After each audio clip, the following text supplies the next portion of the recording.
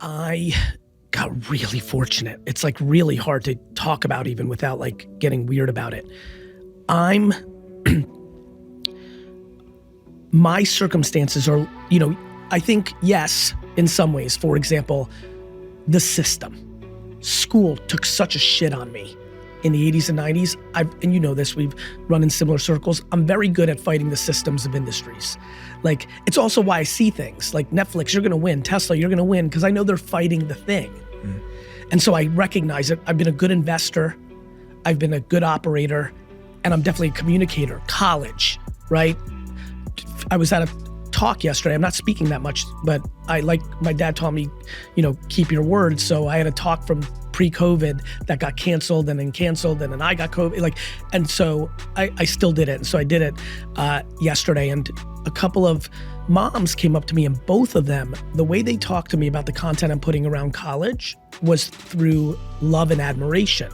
12 years ago, those same exact moms were really angry at me. And so when you see things, you kind of challenge it. And so yes, I think absolutely the thing that was an insecurity, I get bad grades, but what was different for me is I didn't believe them. This is where self-esteem is an obsession of mine, not delusion, right? Not delusion, because that's what a lot of modern parenting does. You can do anything, Sally. No, you can't. Sally, you are not athletic enough to be in the WNBA. It wasn't that. It was this weird balance that my mom created between deep confidence, but accountability and truth. I remember trying to make an excuse for striking out in a baseball game and trying to use the sun in my eyes as an excuse, and my mom not letting me do it very subtly. Talk about childhood forming you. This is why I implore everyone to communicate their truth to their children, to the world, through podcasts, through content. It's amazing to me sentences change people's lives, right? She didn't let me do it. And I became very accountable because of those levels of parenting and realities. And that accountability led to so much happiness. But for me, when the school system was saying you're shit, I didn't believe them. And so I watch a lot of people being driven by hurt, and I can sense that I'm driven by love. I just sense it. For me, it's just deep self-awareness that understands how fortunate I've been. So many things went my way. The mom of the century, being able to leave the Soviet Union in this little window in the 72 years that the Soviet Union dictated people's life. And to remind everybody, this is something most Americans and Westerners don't understand. The Soviet Union was like North Korea. It wasn't like Iran. Iranians right now are able to leave Iran and go to Turkey, wherever their passport is taken. They can't go everywhere, but Turkey takes their passport, Dubai takes their passport. The Soviet Union that my family grew up in was North Korea. You were not allowed to leave. But this little event in 1970 of 8 Russians trying to hijack a plane to go to Sweden to escape created a global story that led to pressure on Russia, where Spain and Israel and America teamed up and had this little moment where Russia had spent too much money on their weapons of war and were starting to run out of resources, and conformed to their anti-Semitism and decided to take money from the US and Israel in exchange for a couple of 100,000 people. And I'm one of those people. And I, born with insane levels of entrepreneurship and gift of gab and offense, get to go from the worst place on earth at the time, and for someone like me in 1978 to the best place on earth. Fuck. And then getting all love, but not delusion. And so by 10, being in the grit of studio apartment with tons of family members in Queens, all shit, but being 10 years old and having little, but being happy as fuck and being loved insane. And now a 10-year-old me realizes that money has no impact on happiness.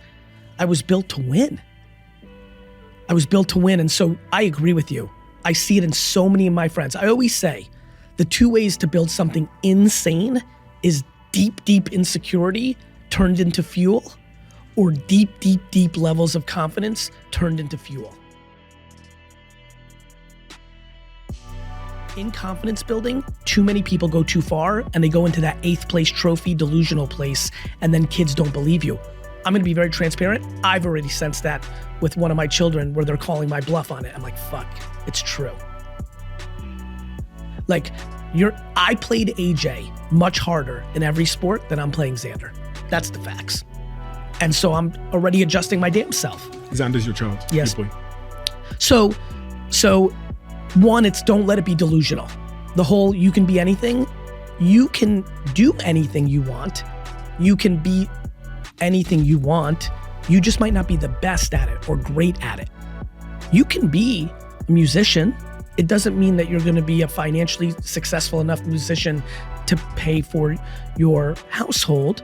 Or if you want to be, you can. You're just going to have to live humbly and live your passion, which I think is going to be the conversation in 100 years. I believe the evolution of you and I, and a lot of people listening, is a lot more people making $61,000 a year doing exactly what has them on fire and living, this is a big part, and living within the means of that 61,000. But that's a different conversation for a different day. So number one, watch out for delusion. Number two, you can't be the only source of positive reinforcement. Had I never gone outside and my mother did everything she did, I don't think I am who I am. The other part that made me was ringing doorbells and having 81 people say, no, kid, I don't want you to wash my car. And having 6 of them say, yes, kid, I do want you to wash my car for $5. I think what also made me was standing on a lemonade stand for months in my life, 2 days here, 3 days here, 5 days here, months of my life from 6 to 13, and watching 99.9% of the cars drive by my stand and not react to my great steins and not stop and buy my lemonade. I think what made me was 100 out of 105 people said no to shoveling snow. What made me was I had a baseball card table and I watched 100 people walk by and not want to buy anything from me, even though I had good stickers and good cards. And one, the market made me. All those no's became enjoyable. One of the things to point out that might help a lot of people is my mom also created positive reinforcement for me on the right things. When I think back to what she positively reinforced, it was not when I get the occasional B in history as a DNF student, which would be logical. This is the first time I'm ever saying this publicly. It's the first time I've had a clear thought on it. It would be logical for a mother who really, she knew how smart I was. She was borderline pissed. She's like, can't you get C's to appease me? You're so capable. I'm like, D's and F's. Why she didn't positively reinforce the B's I got in history, which was the one class I paid attention to, is actually a very interesting insight. She didn't reaffirm a subjective machine that wasn't built for me. What she reaffirmed and built confidence in me was how nice I was to everyone. When I think of my 47-year-old self, I am the byproduct of two energies. I'm a successful entrepreneur, which is what the world taught me. And for the people that know, they know, like especially the people that really know, they know how nice I am. Like, you know this, you've been on, you know a lot more about me in subtle little, what I love about you is you're smart. So I know I can say this, you know. Yeah, I know, yeah. Right? And we've had lots of dealings over the space of 5 years. Yeah, right? Yeah. In every subtle way. Yeah. In every subtle way. We've theoretically competed. There's been moments where I could or couldn't come, what I love about this is, you know. And I've always said that when I go into the grave, so many people are gonna know me that as long as the people that actually know me feel what I want them to feel, there are people who today don't think I'm a great dude, and it's off of one clip that somebody wanted to use me to do a split screen to build themselves up because they're in the business of tearing people down to build their building. And that doesn't bother me. Actually, it's I actually have incredible compassion for that. I'm fascinated by the game of opportunity, right? I think when you get into these conversations, who's got opportunity, who's born, who wins the lottery of being born into a trust fund, who doesn't, who grows up in a bad neighborhood, who grows up, there's people that live in the Amazon. There's a lot going on with the 7.7 billion people on Earth. To me, the game of opportunity is what's super fascinating, and I think the internet just fucked everything up in the best way possible. There's just so much more opportunity than there ever was for the people that don't have the opportunity. And to me, that's fuck. That's something you need to really wrap your head around. And I say that to people that have everything handed to them and people that have nothing handed to them. It's kind of agnostic. Now, where it gets real interesting for me with you guys, and I'm making presumptions based on the 5 minutes we got to talk, but what's really interesting to me is that I grew up an immigrant. I didn't have much, I grew up in a different time than you guys are growing up, where school was the only way out. Like the only way you could be successful, like when I was your age, the only thing I'd ever heard is the only way you could be successful is if you go to Harvard and get a good job and this and that. There was no talk of entrepreneurship. There was no talk of hustle, flipping shit, making shit, nothing, zero conversation. And there was definitely no internet. So for me, what's really, really crazy is I think the people that have the advantage now have the chip on their shoulder, have the flip mentality, have the quick score, the salesmanship, the stuff that I associate more with not the Upper East Side. And I don't think people understand that. I don't think people really understand that the DNA of the hustle and the grind and the flip is actually about to win way more now than the kids that think they're gonna go buy the books and go through the system. And that should be the greatest fucking thing you've ever heard in your life if you actually believe me. So that's like my energy. That's why I wanted to have this. Like, if I can get one of you fucking kids to actually believe me, then this is ROI positive for me. Then I'll get some good email from you in like 15 years and be like, yo, that was a good trip. I'm really glad you said that. It changed my mindset. That's really what I'm trying to get out of here. And I think you guys know something about me. You don't know me, I don't know you, right? I wish you knew how much I believe that.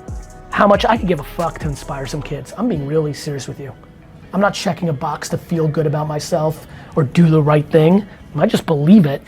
And I think it'll be ROI positive for me because I actually think one of you is gonna hear me, go do shit, and then wanna do shit with me in 10 years and do business together. So I just really, really wanna make sure I set the stage for this conversation. I'm not checking any boxes here other than being selfish because I actually believe in what I'm saying, believe you guys actually have the advantage that you don't realize, and just think that's gonna manifest and it's gonna work out for me in 15 or 20 years. That's my truth. So, and I think that's powerful, right? Like when I think about that, I'm like, that's way cooler than like, I wanna be a nice guy and help some school. Like, nobody wants pandering, right? You don't want pandering. Like the number one thing in life that I fought my whole life was handouts, or like I went into my dad's family liquor store business when I knew I could have done bigger things just to make sure I never had it over my head that he did good by me. I needed to check that box and be even with him. So I'm visceral to like anybody doing anything for me. The only thing I wanna do for you here is to wake you the fuck up of how much advantage you have against the market, because you got one of these, then you're in the game. If you don't, that's different. If you don't have a smartphone, then I get quiet. But if you do, you're in the game in a real way. You guys know this, there's fucking kids fucking flipping sneakers on Instagram making more money than half the fucking people that work for me in this company. But are you willing to wake up at 4:30 in the morning and be online for 2 hours? You know what to do. We know. It's just people aren't willing to work. That's it. It's a binary game. But it's real. It's so real, it's crazy. You know, I was on Breakfast Club and Envy called me out. You see that? Yeah. You guys saw it? Did you see the part where Envy's like, okay, cool, stop motivating, give me something real? And I was like, go to the dollar store and buy shit and sell it on eBay. Like that whole thing, it turned into this whole thing. I started this video called the 2017 Flip Challenge. I'm getting the craziest fucking emails. Like just people that are like, I'm on welfare. I make $5 an hour. Like, and now I'm going to Marshall's and making $1,000 a week. Just real. I just think people aren't willing to work. I think it's much more fun to be mad at the system. My employees love to be mad at me. They love blaming me. They love blaming me. They're like, it's fucked up because I'm like, no, here's what's actually happening. And they're like, you know, we fired 60 people because I felt the company was getting fat and slow. And so I fired 60 people. One guy that night came up to me and he's like, you said we fired people because, you know, we're fat and slow and not working hard enough. Like, fuck you. Like, I have good relationships with you can see my vibe, right? They feel comfortable saying shit like that to me. Literally, he was like, fuck you. Like, me and my team, we're working fucking 13 hours a day. I said, I know. I said, the reason you're working 13 hours a day is because you guys aren't getting rid of the 8 people on your team that suck shit because you're friends with them. So, you know, like that's just the truth, right? So like to me, here's the truth in your situation. You can make a lot of money and live whatever the fucking life you want as long as you got this, because this is so ridiculously powerful and nobody gives a fuck who you are on this. You don't have to impress anyone. You don't have to have grades. You can do nothing. I think that's powerful. And like whether that means you want to storytell, be in fashion, flip stuff, like there's just no excuse anymore. And I think it's liberating once you actually believe in it. When you realize that nobody gets to decide your shit gets real fun. You know? Because I'm empathetic, man, like I get it. Like I don't really get it because you gotta live it. They really get it, but I'm pretty close for the way I look and I get it. And it's just real, it's powerful. So I just think there's shit to be done. And what's really interesting is all my friends, you know, I was a real bad student. I went to a college called Mount Ida College where 94%, 96% of the kids were African American or Latino. That's where I probably got my permission to have a little swag, right? And so that's what I spent my 4 years on, right? And so like I met kids, I have friends, my suite mate is in jail in Newark for the rest of his life for double murder. Like I slept with my wallet. Like it was pretty fucked up where I went to college. And when I think about what my friends, the kids that were in my wedding, the opportunities they had because they looked your part compared to what you have, it's fucking crazy. It's crazy. That's it. Some dude emailed me at $11 when he heard the envy thing. 11. He's making $1,000 a month now. Marshalls and TJ Maxx. He just listened to me, downloaded the Amazon app. Instead of playing Madden for 4 hours a day, he goes to TJ Maxx and Marshalls and he scans every fucking product. And with the first $11 he bought some sort of shirt that was $4 cost and he sold it for $17 on eBay and he built the whole thing. It's crazy, just real. During that point, what did I do? I did what I preach to all of you, which is I put in the work. I gave up all my weekends and holidays in high school because I knew I had to pay that price because I wasn't gonna do I'm gonna go to school, meet some good kids at Stanford and Brown, Ivy League school, make some relationships, and that's gonna be my springboard. I was gonna start with no relationships and in the gutter, and I was gonna have to prove it, and I would have to show up and meet everybody like I did in my 30s. But in my teens and 20s, I was gonna have to work. And so what I did was to the extreme of anybody I've met that had options. Some people lose their father, mother, welfare, but anybody who had some options, I punted every leisure activity in my life. Nothing, no weekends, no vacations, zero, nothing. Like we're making jokes about the 7 days. I didn't take a single, and by the way, you know, but it's my truth. I didn't take a single vacation day, never. And I'm sure you worked on your side hustle. I just love you and I don't want to razz you. Like none, zero. All my high school friends, gone because I wasn't around. All my college friends, post-college, gone. I'd see them a little bit. I love those guys, but gone. Girlfriends, nothing, all in. So what did I do? I worked to such an extreme level that when I push you on work, I don't even ask you to do 50% of what I did, and I guarantee you'll fucking win. I wasn't burning myself out. I was sleeping plenty. Like I think the big misnomers about me is that I'm so passionate, high energy that I think people don't realize how many things come to me naturally on the health and wellness front. Sleep. I've always been a 6, 7, 8 hour guy. Anxiety and pressure, like I sleep like a baby, like literally lights out. But I was doing nothing on eating and working out. And at 38, about 35, I started being like, wait a minute, like I'm like a little more, I'm not a little, I'm like, there's some real fluff here. Got some love And handles. so I started playing a little bit with like exercising for the first time in my life, probably around 32 actually, going back to Matt. Matt, if you're out there, hit me up, brother, I miss you. Guy lived local, basketball dude, treadmill first time. I mean, I had done nothing. Like I was one of the, back to sports cards in high school, I was a very rare breed. Almost everybody I knew, outside of like 7 or 10 other dudes, like at least hit the weight room at some point in high school because they played a high school sport. Like I played tennis, so like we didn't have to do that. Like I just never did anything. I'd never benched. Like I genuinely did nothing. Yeah. So at 32 is like the first time I kind of hit the gym. It was super hard. It was like super sporadic. I did very little. Like I got hot for like 2 months and then sure enough, like nothing. Then my career started really taking off at 34, and 34 to 38, just so much travel. Like it was just not in the cards. It didn't come natural to me. I didn't eat well. I didn't work out at all. So at 38, even when I look at the content now, I'm like, fuck, like it was really starting to go down a direction that was super obvious to me. Even though my grandfather on my mom's side, who I'm more similar to, passed young, I got to see, even though there was not a lot of photos of him in Russia, I got to see like, and look, he had a very tough life. He'd spent 10 years in jail around anti-Semitism in Eastern Europe. But like, even with all that said, the body type, and then my uncle, my mom's brother, who I think I have more body type similarities to, he on the other hand has really taken care of himself. And like Uncle Joseph at like 72 looks like looks great. I'm like, wait a minute, like that makes more sense for me to go down that path. So I just started having realizations that this isn't good.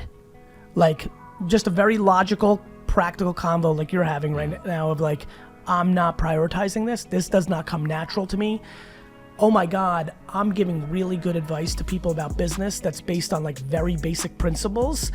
And I can't take that in health and wellness. Like get in the gym and eat properly and like good things will happen. And so I kind of started selling myself on this, put out a Facebook fan page post of like, I need someone. This guy, John won, he worked me out for a while.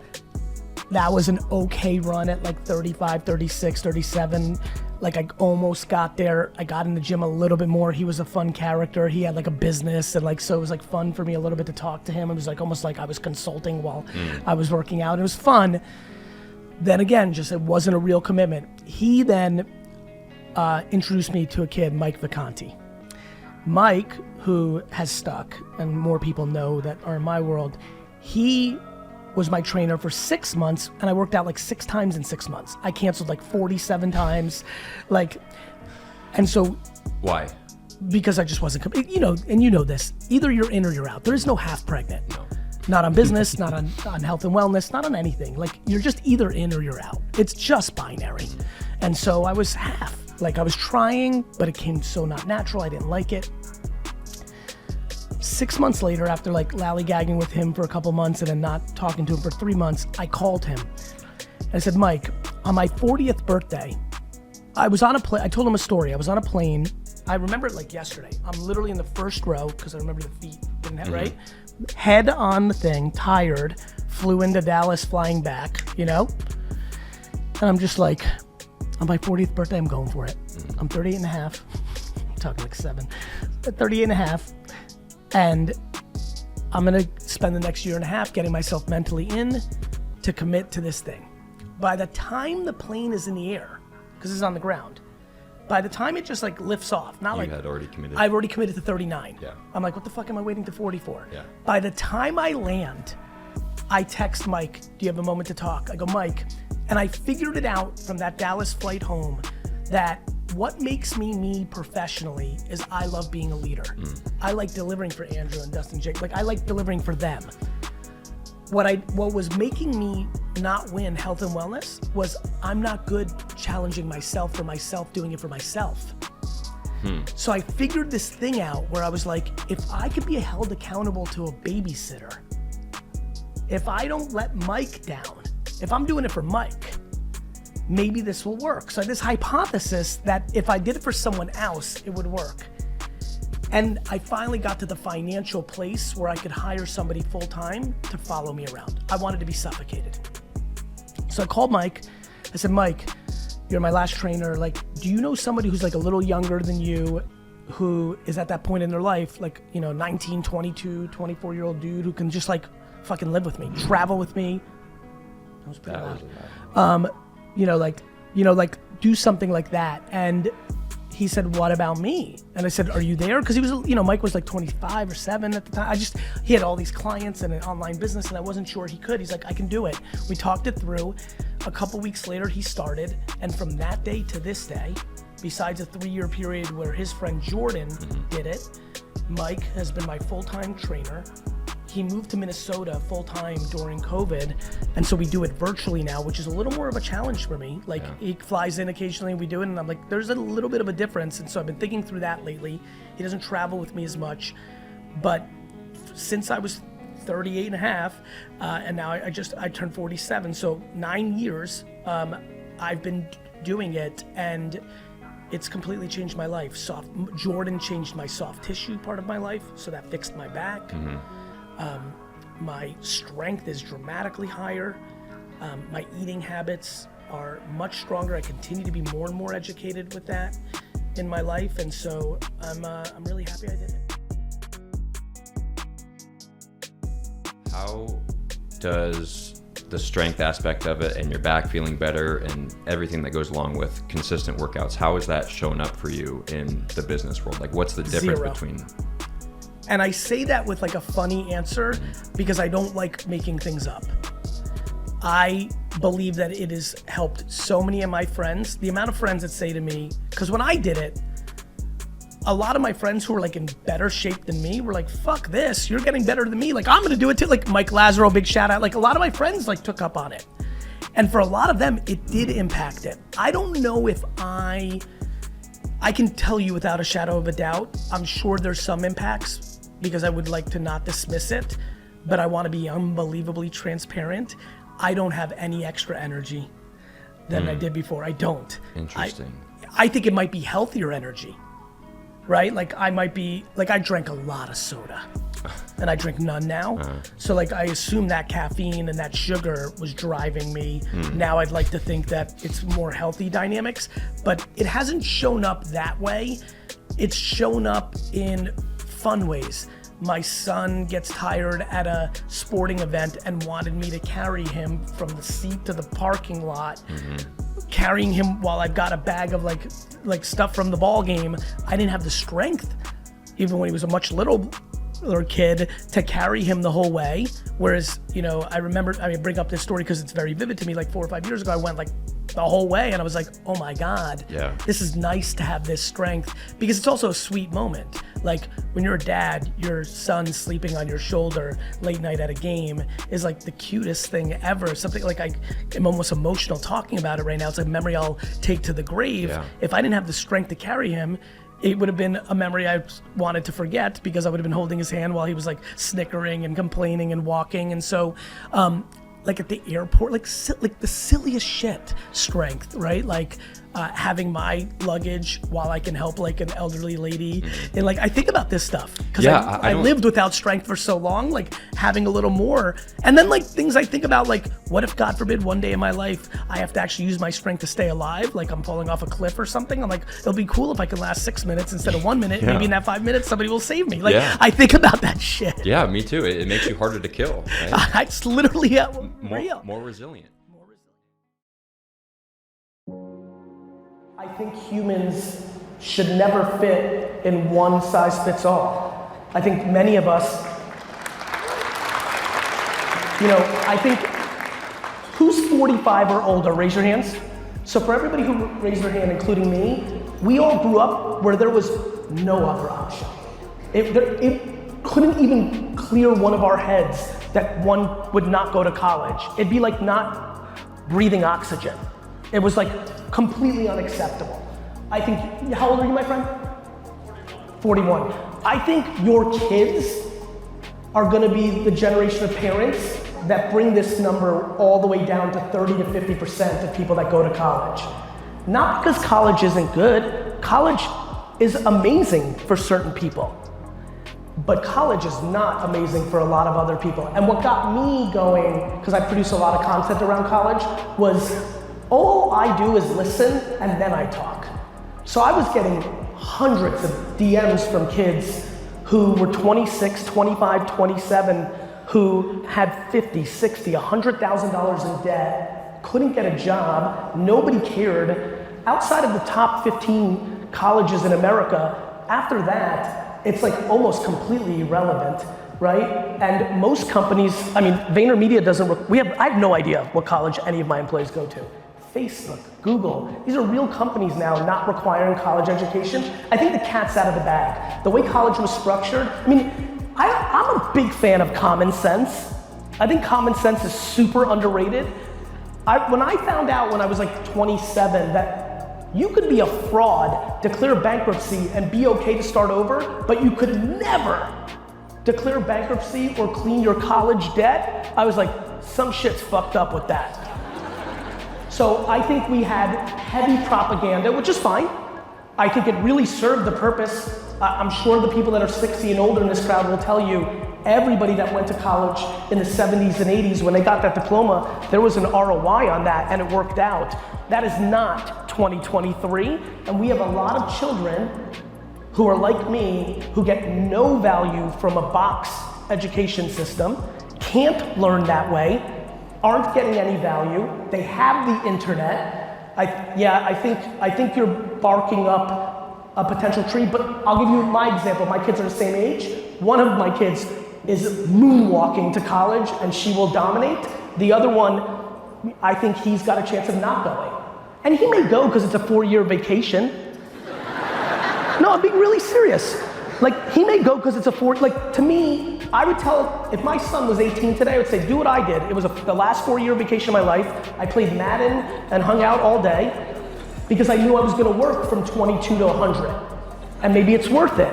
And that's what I think it is. Like, the hardest thing, like, the only thing I'm not interested in the world is to tell someone how to parent their child. It's completely ridiculous. But there are macro themes. And I do think there are people in here who get bought into propagandas that become religion. And that's good. Like, some of it's very positive, but some of it can be negative. The thought, here's the one that bothers me to no end. Parents that force their kids to go to college and don't pay for it are pieces of shit. It's one thing if you're like very big on college and you need it and you force your kid, then you better at least pay for that shit. Because the ROI, the math is very clear, right? The math is very clear. It is not working for a lot of people. The fact that we even have to have a debate that the government's gonna bail out people with college, think about that. Think about how bad this has gotten. And worst of all, forget about money, fuck money. These kids are deeply unhappy that have to go there. They have so much more creative firepower. But Gary, they get to meet people and it's the community. I'm like, so is going to Europe for the summer. Self-awareness. So if somebody actually thinks they're an entrepreneur at 15, 16 and has proved it, she sells blow pops or she has a website on Shopify. If you are truly an entrepreneur and you are gonna take debt to go to college, I will punch you in the face and try to stop you. I couldn't believe in it less. If you wanna work in this building at Boston Consulting, you better go to something solid undergrad and you better go Ivy League business school because you wanna work at Boston Consulting, McKinsey, or Bain, as you mentioned it early. I think you have to figure out what you want in life and work backwards. I am unbelievably down on the business of education in America if you are trying to do entrepreneurial things and/or if, you know who I'm most scared of? I'll go to Wisconsin or Michigan or Florida, you know, those kind of schools, and take on debt and think I'm gonna have a good job out of school. Those great schools kind of in the upper middle class of schools, they're getting suffocated. There's only room for Harvard and Stanford great jobs, but these unbelievably great schools, if mommy and daddy pay for it, and you can go to the big game and you fuck Ohio State if you're Michigan or vice versa and play that whole life and you get 4 years, you get to have some fun, you get to mature a little bit, get out of the house, cool, but only if you want a job, A-Rod. Like if you want a job. How about if our audience wants to get rich? What's your advice to them?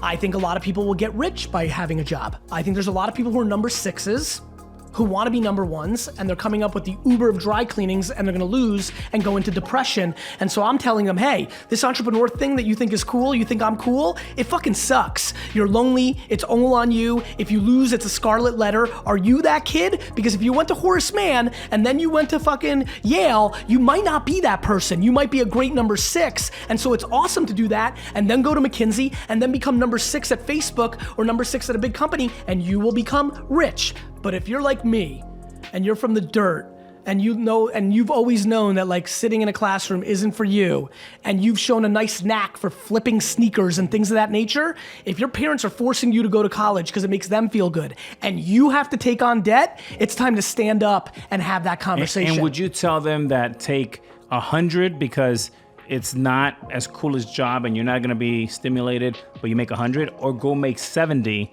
but do it with someone you're gonna admire, respect, and they're gonna teach you?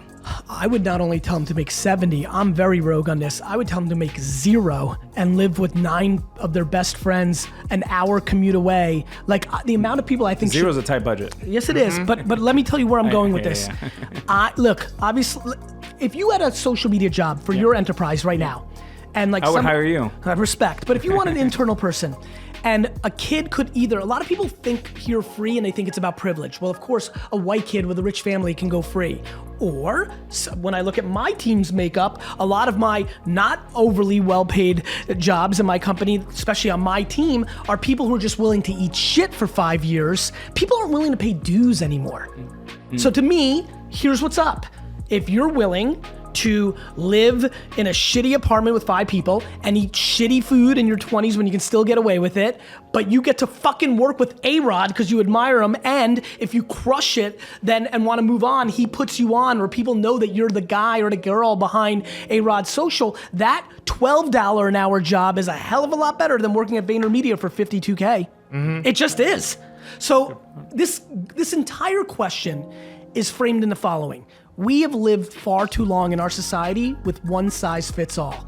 Like right now, my biggest fear is that entrepreneurship is cool and everybody's going this route. When I was a kid, it was all school. Now I'm getting fucking 80,000 DMs from these kids like, yo, Garyvee, I'm an entrepreneur. I'm like, I just looked at your last 6 posts. You're not an entrepreneur. You're fucking floating on a swan in a fucking pool in the Hamptons this weekend. You're fucking soft.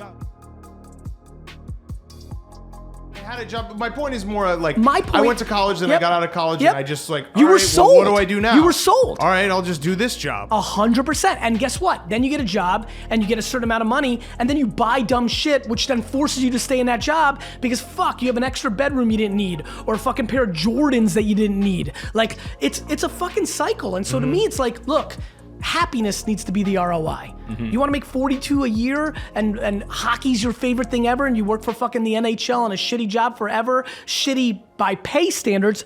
Look, rich can't be the ROI. Some people are driven by money and legacy and admiration. We all have our different shit.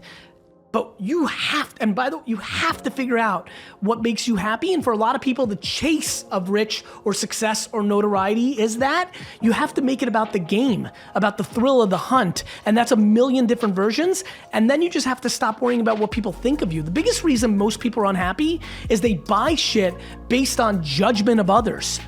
Like they don't want to be judged for living in a shitty neighborhood or a shitty car, or it's just complete and utter lack of self-esteem.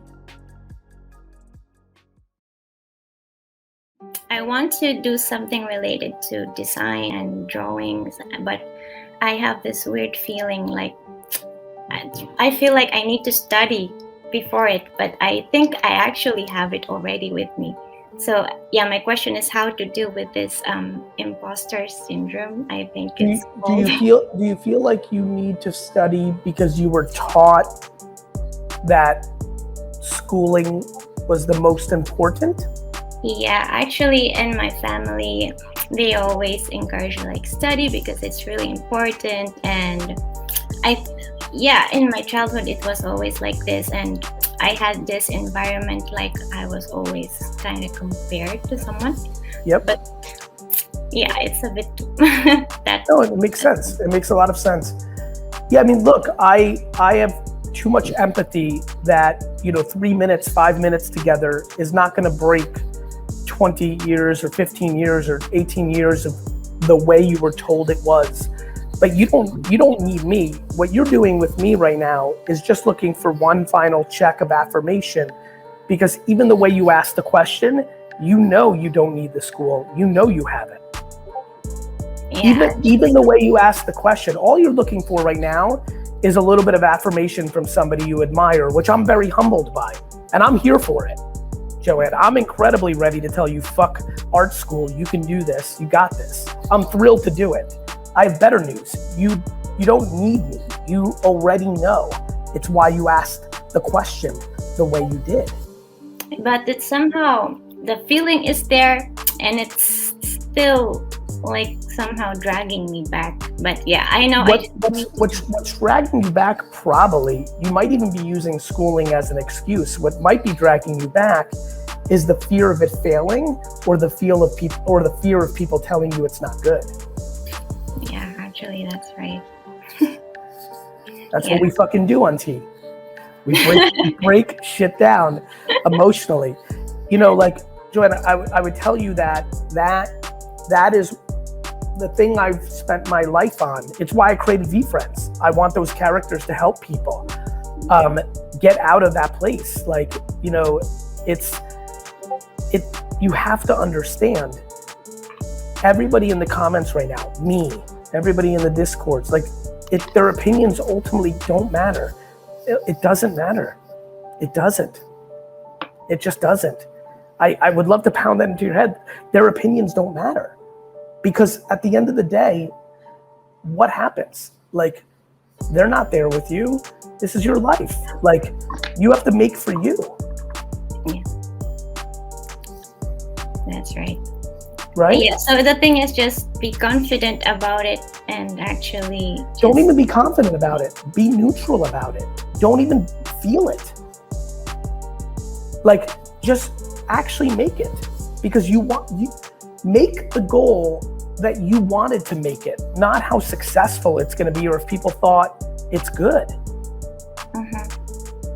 Right? But I imagine myself sometimes like, okay, if I need to talk with people and I actually need to feel that I know what I'm doing or something like this, and when it's art. Yeah. Okay. It's fucking art. When people say my doodles suck shit for VFriends, I understand why they say that. I understand. I just can't value their opinion because they are wearing cargo shorts, and I think cargo shorts are disgusting. I heard about that. Right? Like I adore your pony, what are those called? Pigtails? I think that's really cool. Other people don't. I love wearing a Jets hat. Other people don't. I didn't like wearing regular like brim hats. Now I do. I wanted to wear beanies before. Now I want to wear this. It doesn't fucking matter. It's fucking art. I struggle with some things, like I'm not very good with video. Like I don't show myself very much, and I like even the Discord, right? Like I love it. I love the vibe and everything, but it's like too much energy. Like it's too much for me sometimes. So I'm just like, I go in and out a little bit here and there. And yeah, I don't know. Like I'm wondering if I'm doing something less or wrong or no, like, you're playing the game through the lens of your feelings and how you're built. You probably observed that, well, if I did these other things, I could build a bigger community. The question is, it's a fork in the road. There's a lot of things that don't come natural to me that I've fought through, pushed, that didn't come natural to me, and I fight for. One was my physical health. At 38, I was like, I'm gonna regret this at 60 or 70. Let me get my shit together, and it comes incredibly not natural to me. Like this morning, I canceled my workout. I'm gonna try to do it later because I just don't ever wanna do it, but I do it because I know it's important. Another one for me was candor. Garyvee's candorous. I'm very good at candor. I'm doing it this morning. But as a leader, Gary Vaynerchuk, it was hard for me to deliver negative feedback to my employees or create negative situations.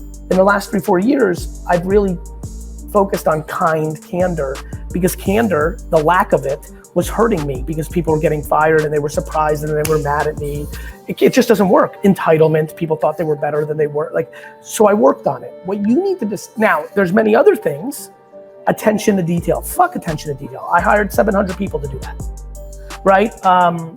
I don't like reading emails, so now I make 5-minute meetings. I didn't learn how to read better, right? So there's forks. There's things that you have to fight for that you think really matter, and then there's things that you have to navigate around, and you realize even if you did it better, you wouldn't be happy. I guess I'm trying to figure out how to bring more value through my stuff so that I can like really start to build a community, because right now I feel like I started it last year after the pandemic, like a lot of people, and then it's just like it's stale. Have you ever thought do you draw it or do you digitally? I draw it on Procreate. Have you ever thought about getting a camera and videoing you making it and then putting it on TikTok behind popular music? Yeah, I've done a few of those. I even did one with the cheerful chipmunk and the peanut butter thing on it. How many times a day are you posting on TikTok? I did a few. I'm not posting it often because I felt like it would be always the same kind of thing. The problem is, I've said the same thing for 15 years and 90% of the world doesn't know who I am. Yeah. You just said, I'm trying to build a community, it's not growing enough. And then in the other breath, you said, I don't want to post as often because it's the same thing. Nobody's seeing your shit. Yeah. 99.9999999999999% of the world hasn't seen it. Yeah. Post it. You should be doing 2 drawings a day videos minimum on TikTok. That's how you'll build a bigger community. All right. Yeah. You've been around me long enough to know the rules. You're just not doing it for reasons similar to Joanne prior to you, which is people say no for no reason. Yeah, I really related to what she was saying because I started as well, like not knowing if I had like the talent to do it, but it's just hard, I guess, on TikTok to, not only TikTok, IG as well, like because you post it, but you feel like you're never doing enough or it's not right. You know what I mean? It's not that. It's you're looking for results too quickly. Yeah. Nobody watched Wine Library TV the first year. I think a lot of times people forget on shows like this or when I interact that I lived the life that I'm giving advice for. Yeah, for sure. You know, people see me in this version, but go look at the comments on, episode 1 of Wine Library TV on YouTube. There was nobody there. I mean, if you go look at the comments of Crush It, the first book I wrote, everybody said I was crazy that people would make money on the internet being themselves. Like, negative feedback or no feedback at all is part of the process. Yeah. You have to make a lot more content and put a lot more out, and more things will happen. I think in general, I've always kind of been detached from popularity or financial success. I've been thinking a lot about that over the last 6 months. Like, oh, right. Like, of course you're not going to be as anxious or unhappy if you genuinely are simple as fuck.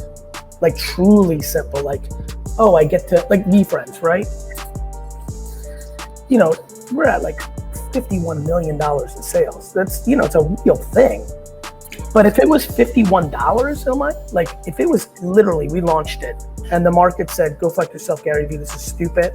Like I would have been equally as happy because the market told me, like I have this incredible relationship with the market. I never blame the algorithm. I never blame that I'm too ahead of my time and they don't go. I never blame Andy or Dustin.